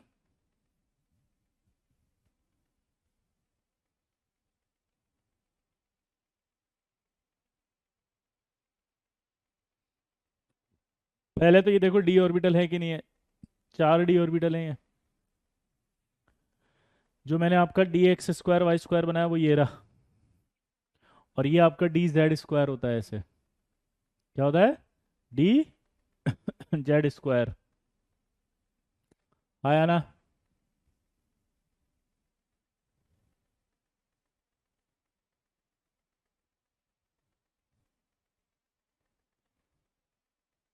पक्का? तो कहीं ना कहीं आपको ये समझ में आ रहा है कि डी कैसे होते हैं। डी जेड स्क्वायर देखो कैसे। अब नोडल प्लेन की बात चल रही थी अभी अपने। अरे यार, ऐसा होगा क्या?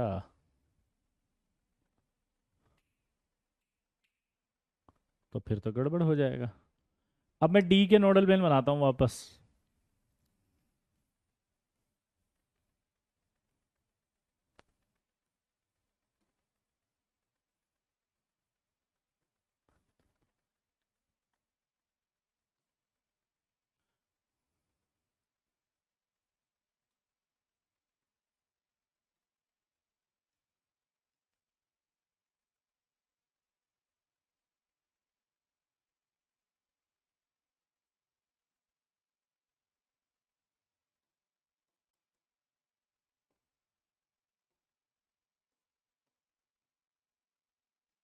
ये तीनों नॉन एक्सियल थे। अब दिमाग की बत्ती जलाओ, इसका नोडल प्लेन कैसे करेंगे देखो। यहां से अगर आप देखो तो ये क्या दिखाई दे रहा है, एक्स। ये क्या है, वाई। इसमें बताओ जेड कहाँ होगा? तो अगर तीन एक्सिस आपको मालूम है, एक्स वाई और जेड, दिमाग की बत्ती जलाओ, एक्स वाई और जेड। तो मैं अगर इसको ऐसे दिखा रहा हूं तो जेड कहाँ दिखाई दे रही है आपको? देखो ये तो आपको तो बोर्ड पे तो एक्स और वाई दिख रही है, तो जेड कहाँ है? ये रही जेड 3D में, ये इधर आ रही है। तो अगर मैं इसको एक्स और वाई दिखा रहा हूँ तो जेड कहाँ दिखाई दे रही है बताओ? 3D में है कि नहीं? ये अंगूठा बाहर की तरफ आ रहा है जो, आया ना? भाई ये बाहर की तरफ, अरे ये क्या हुआ? बाहर की तरफ आ रहा है कि नहीं हाँ? है? ये बाहर की तरफ आ रहा है कि नहीं आ रहा देखो।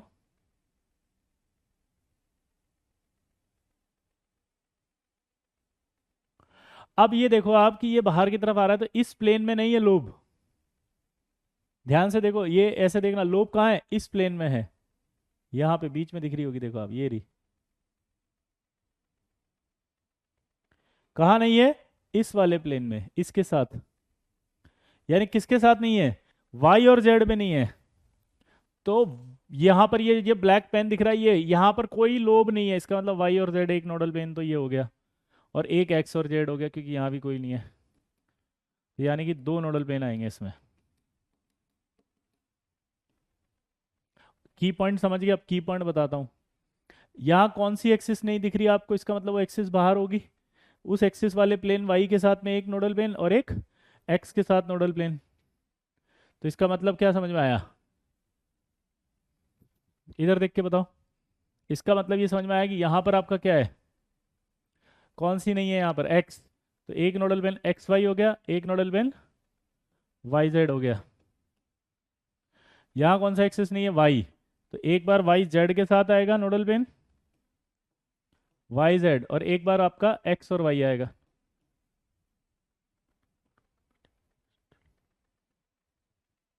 पक्का?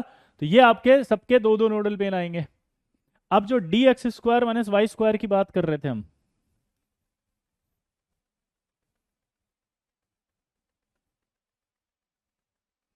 वो ऐसा होता है जिसमें एक्स और वाई पे इलेक्ट्रॉन डेंसिटी पूरी है।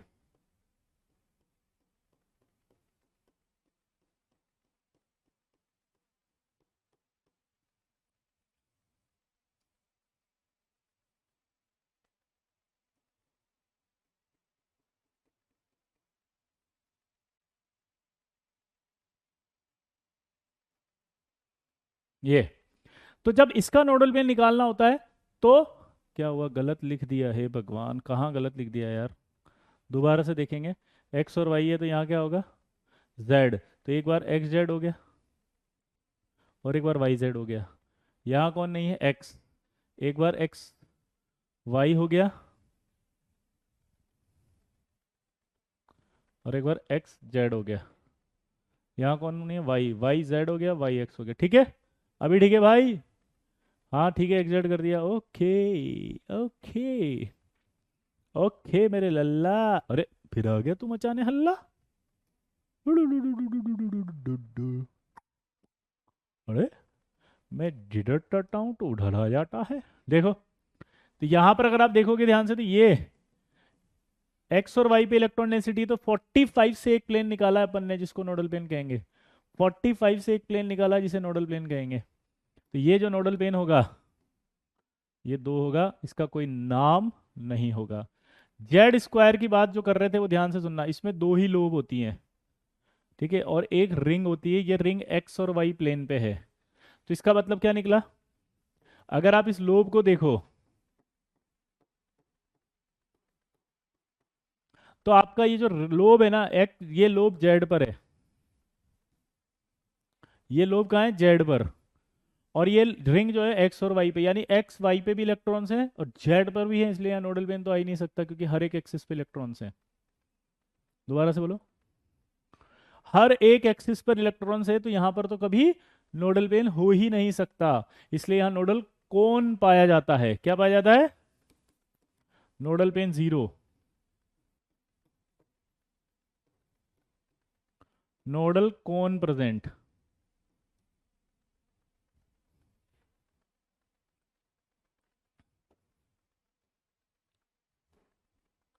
ये नोडल कौन है, देखो आप, एक, और ये दूसरा नोडल कौन है, दो। यहां पर ये रिंग आपको दिख रही है, ये देखो ये एक्स पे भी है, यहां देखो पूरी की पूरी, और ये वाई पे भी है, तो एक्स और वाई दोनों पर है रिंग, इसलिए इलेक्ट्रॉन डेंसिटी क्या आएगी, जल्दी बोलो, इलेक्ट्रॉन डेंसिटी क्या आएगी, जल्दी बोलो।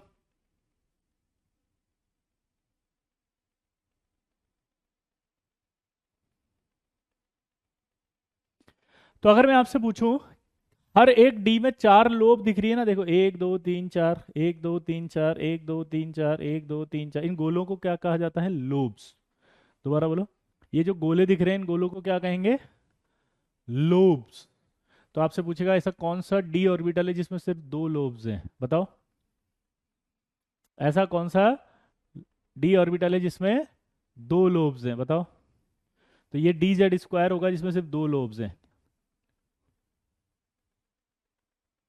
ऐसा कौन सा लोब्स हैं, ऐसा कौन सा डी ऑर्बिटल इसमें 2 लोब्स हैं, बताओ, एक ये और एक ये, 2 लोब, डी जेड स्क्वायर में। तो डी जेड स्क्वायर में दो दो लोब्स आएंगे, बाकी सब में 4 लोब्स आएंगे। क्लियर दोस्तों, इसमें एक रिंग आएगी, ये जो रिंग आएगी वो रिंग एक्स और वाई प्लेन पे है, किस पर है, एक्स और वाई प्लेन पे। अब देखो ये वाले आपके नोडल पेन इमेजिन करो, देखो एक एक ये नोडल पेन जा रहा है, ये वाला पूरा दिख रहा है, आया ना, ये नोडल पेन जा रहा है देखो, और एक दूसरा ये जा रहा है अंदर से,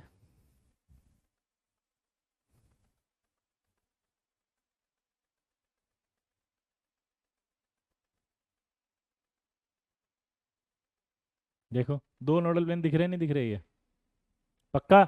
ऐसे इसके 2 नोडल पेन दिख रहे हैं, एक यूं जा रहा है एक ऊपर से आ रहा है, इसके नोडल पेन दिख रहे हैं, एक यूं जा रहा है एक यूं जा रहा है, ये 45 पे आ रहे हैं दोनों, ठीक है। तो इस तरह से आपके नोडल पेन्स आते हैं 3D में।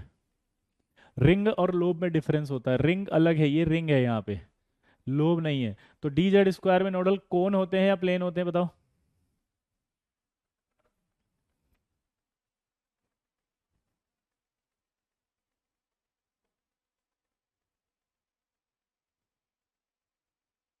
कोन होते हैं या प्लेन होते हैं, बताओ।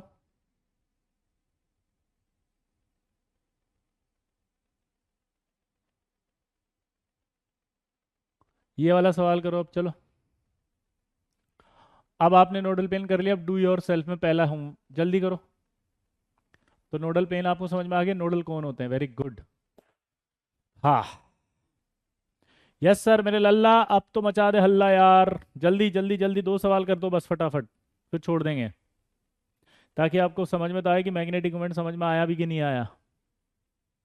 चेक करना तो जरूरी है ना, नोडल कौन 2 होते हैं ऋतिक, हाँ, नोडल कौन 2 होते हैं।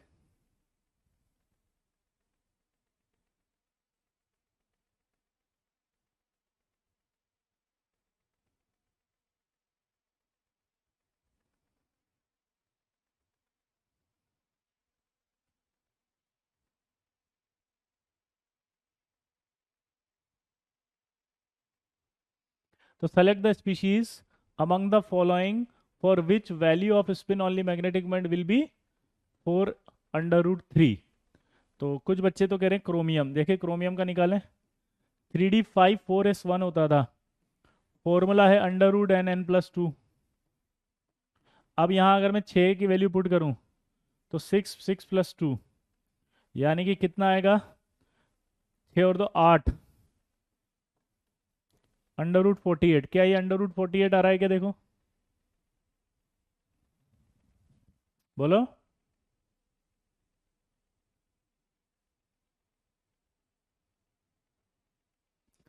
यार तुम्हें बोलना पड़ेगा भाई। ओ भाई, कई बच्चे कह रहे ए आ रहा है। ए में देखो एफ ई का तो क्या लिखा था लास्ट में अभी कॉन्फ़िगरेशन, 3d6 4s2। 3d6 अगर होगा तो क्या होगा, अनपेड इलेक्ट्रॉन 4 होते हैं, 1 2 3 4 5 और ये 6, तो अनपेड इलेक्ट्रॉन कितने हुए, 4। तो यहाँ फॉर्मूले में आएगा 4 4 प्लस 2, यानी 4 और 2 6, 6 × 4 यानी 24। बोलो। अब आपको निकालना है, मुझे नहीं पता क्या आ रहा है आंसर। दूसरा करके बताओ। Which of the following have identical values of magnetic moment. Wow, amazing question. Identical value का मतलब समझते हो आप, ऐसे जिनमें सेम रहेगी। आइडेंटिकल वैल्यू का मतलब समझते हो, जिनमें दोनों की वैल्यू सेम आएगी।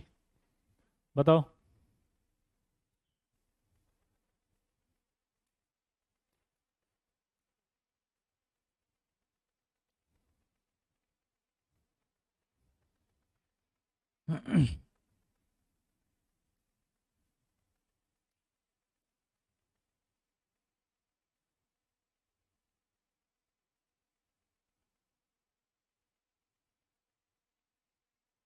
जिसमें सेम आ रही है वो बताओ जल्दी से।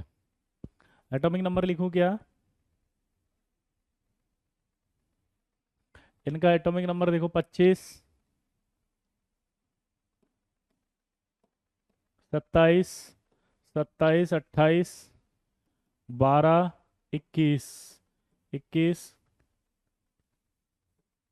23। चलो ट्राई करो। वाओ, विजय सर का जलवा है तो मेंस का पेपर हलवा है। गजब डायलॉग मारते हो बे। जल्दी ट्राई करो।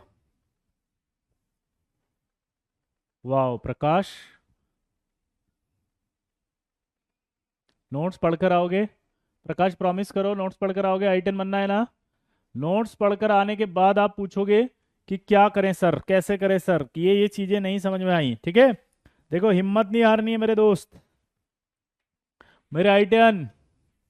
हिम्मत नहीं, हिम्मत नहीं। क्या बोला मैंने, हिम्मत नहीं। हिम्मत का खेल है मेरे दोस्त। D is correct. वाओ। चलो अब होमवर्क देखो आप। अब आप डीपीपी नंबर 1 2 3 आई थिंक 4 तक कर सकते हो, ठीक है। जहां तक हो आप 4 तक करके लाएंगे, पक्का। शीट के अंदर भी आप क्या करेंगे, ऑल क्वेश्चंस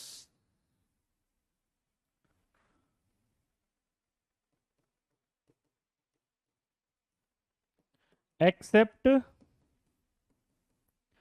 जेड इफेक्ट। जहां जेड इफेक्ट, शील्डिंग इफेक्ट ऐसा लिखा उसको छोड़ देना, बाकी सब कर सकते हो आप। एक्सरसाइज 1 में करना ही है ना, होमवर्क नोट करो। एक्सरसाइज 1 में आपको ये सब करना। डीपीपी 2 तक ही मिली है, ओके। मैं आज अपलोड करवा दूंगा, ठीक है, अपलोड करा दूंगा तो 4 तक कर लेना। अब डीपीपी कितनी कर लोगे, 4 तक, ठीक है। 2 तक ही अपलोड हुई है, कोई बात नहीं। फर्स्ट एक्सरसाइज कर लेना सर्जन, फर्स्ट एक्सरसाइज, हाँ। एक्सरसाइज 1 कर सकते हो आप, हाँ। एक्सरसाइज 1,